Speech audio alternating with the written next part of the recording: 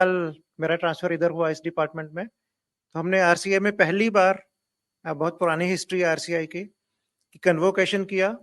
और हमारे क्योंकि डिप्लोमा कोर्सेज का ही आरसीआई सीधा एग्जाम लेता है, बाकी यूनिवर्सिटीज लेती हैं अलग अलग, तो उससे शुरुआत की।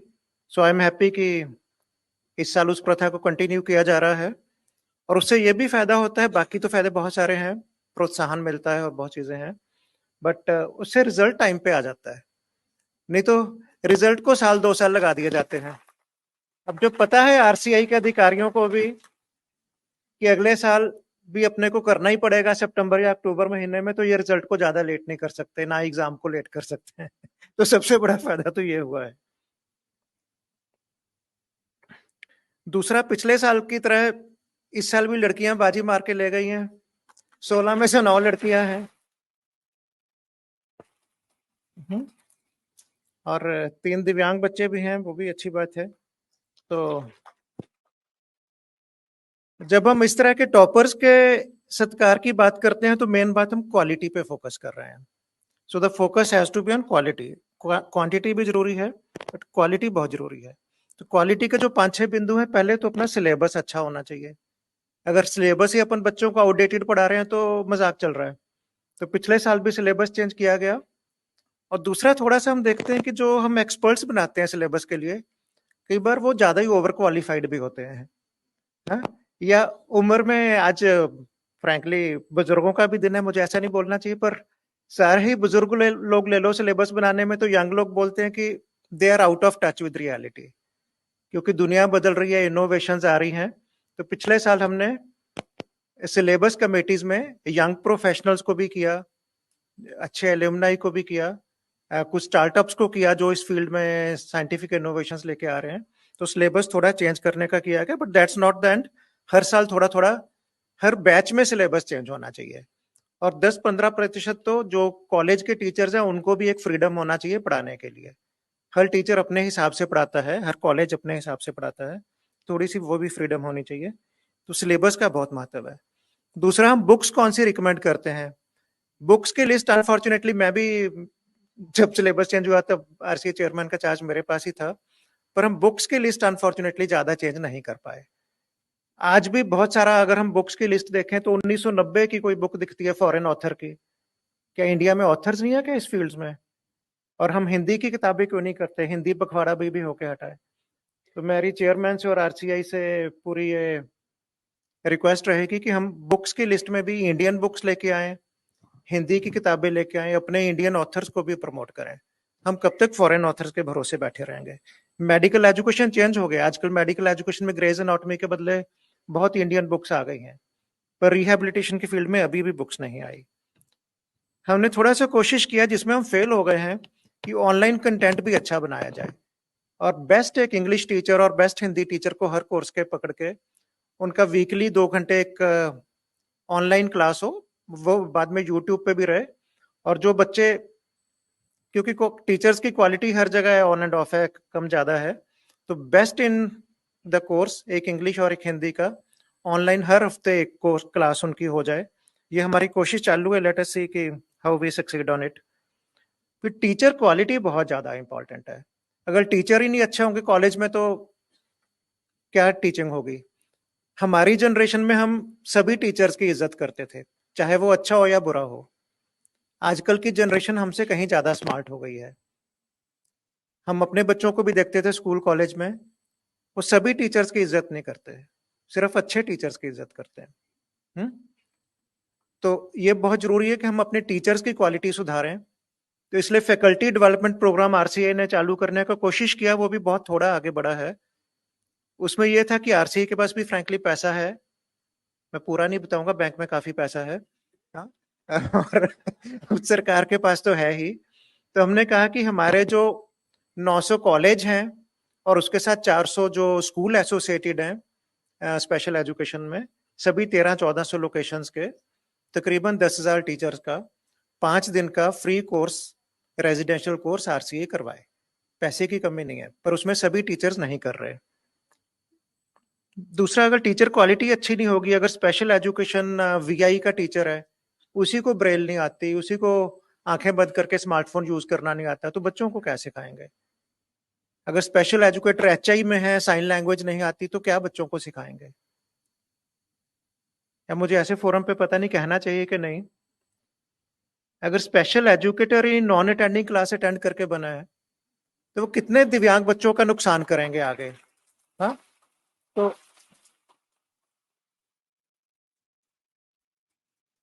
एक टीचर अगर अच्छा नहीं होगा तो वो अपने कैरियर में 2-3 हजार दिव्यांग बच्चों की जिंदगी बर्बाद कर देगा, और एक अच्छा टीचर होगा तो 3 हजार बच्चों को कम से कम कुछ का कुछ बना देगा। लाइक टीचर जिंदगी बदलता है। मैं तो खुद मास्टर का बेटा हूं, तो इस पे बहुत सबको सोचने की जरूरत है और करने की भी जरूरत है। फिर कई कोर्सेज में थ्योरी ज्यादा हो रही है, इंटर्नशिप वगैरह, मेरी चेयरपर्सन मैडम से भी रहेगी रिक्वेस्ट कि जहां पे इंटर्नशिप वगैरह नहीं है, इंटर्नशिप भी कहीं कहीं हम और इंट्रोड्यूस करें कोर्सेज में।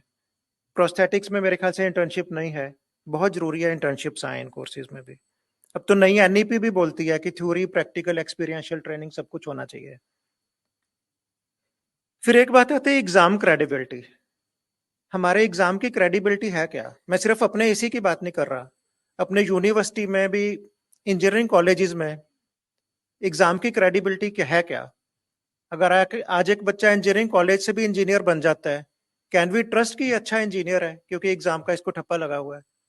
तो वही चीज आरसीए पे भी रिफ्लेक्ट होती है। तो इसलिए पिछले साल टाइट करने के लिए केंद्रीय विद्यालय में एग्जाम किया गया, तो बहुत से कॉलेज और बहुत से बच्चों को बहुत तकलीफ हुई इससे। पर जो अच्छे बच्चे थे, अच्छे कॉलेज थे, उनको कोई तकलीफ नहीं हुई, उनका रिजल्ट 100% आया। तो पिछले साल जो केवी का रिजल्ट आया और जो without grace marks, without evaluation वाला, विदाउट री इवेल्युएशन वाला रिजल्ट है, वो असली रिजल्ट है। उससे दूध का दूध, पानी का पानी होता है। तो पूरे सिस्टम में ये भावना होनी चाहिए कि ये कॉलेज है जहां असली पढ़ाई होती है, तो बच्चे ने पढ़ने जाना है तो यहां से जाए। सिर्फ एक कागज पे ठप्पा लगवाना है तो बहुत सारी वो अलग चीजें हैं, बट अगर पढ़ जाओगे इसमें, अच्छा पढ़ोगे, तो इसमें, इस फील्ड में पॉसिबिलिटीज आर लिमिटलेस।